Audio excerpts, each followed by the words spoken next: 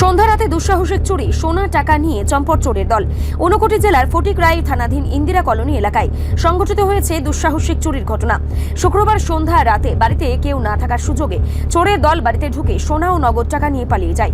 বাড়ির মালিক সুব্রত বড়ুয়া জানান, বিকেলে তিনিও তার স্ত্রীর দোকানে যান।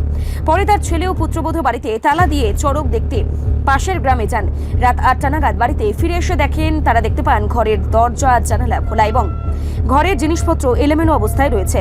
খবর পেয়ে ঘটনাস্থলে পৌঁছায় ফটিকরাই থানার পুলিশ। বাড়ির মালিকের দাবি, চোরের দল বাড়ির পেছনের দরজা ভেঙে ঘরে ঢুকে আলমিরা ভেঙে প্রায় ১০ ভরি সোনা এবং নগদ ৮০,০০০ টাকা নিয়ে পালিয়ে গেছে। এতে প্রায় ১৫ থেকে ১৬ লক্ষ টাকার ক্ষতি হয়েছে বলেও জানিয়েছে পরিবার। বাড়ির মালিকের ছেলে সুমিত বড়ুয়া ঘটনার সুষ্ঠু তদন্তের দাবি জানিয়েছে। এই ঘটনায় এলাকায় আতঙ্ক ছড়িয়েছে। পুলিশ ঘটনা তদন্ত শুরু করেছে। আমরা গেছি চড়কে গেছি, চড়ক থেকে 5:30টার সময় চড়কে গেছি। চড়ক থেকে আইছি 7টা 7:30 হইব।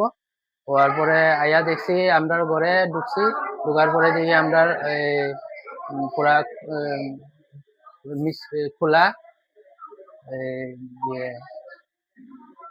দরজা জানলা খোলা, তারপরে পিছন দিকে দরজা খোলা। চুরি করছে। এখন এটা তদন্ত করার দরকার পুলিশের। 10 ভরি সোনা আর 70-এর মতন টাকা আছিল, ৮০,০০০-এর মতন টাকা আছিল। সন্ধ্যা টাইমে ঘটনাটা।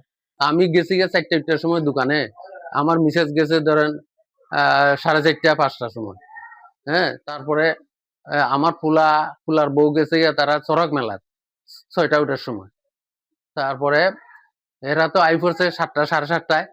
আওয়ার পরে আইয়া দেখে যে সব খোলা। হ্যাঁ, এরপরে দেন ফোন করছে আমারে আর তার মারে। আর তার মা তো দৌড়ে আইছে দোকান থেকে আইয়া দেখে যে এই অবস্থা। তারপরে পুলিশ আইছে, পুলিশে সব দেখলো। সোনার জিনিস প্রায় 8-10 ভরির মতো নিছে, 10 ভরির মতো হইতো। হ্যাঁ, বা আর একটু বেশি হইতে পারে। আর ক্যাশ টাকা নিছে ৮০,০০০ টাকা মতো। এত বছর যাবত আছি, আমরা তো কোনোদিন পাইছি না, এরকম চুরির ঘটনা পাইছি না।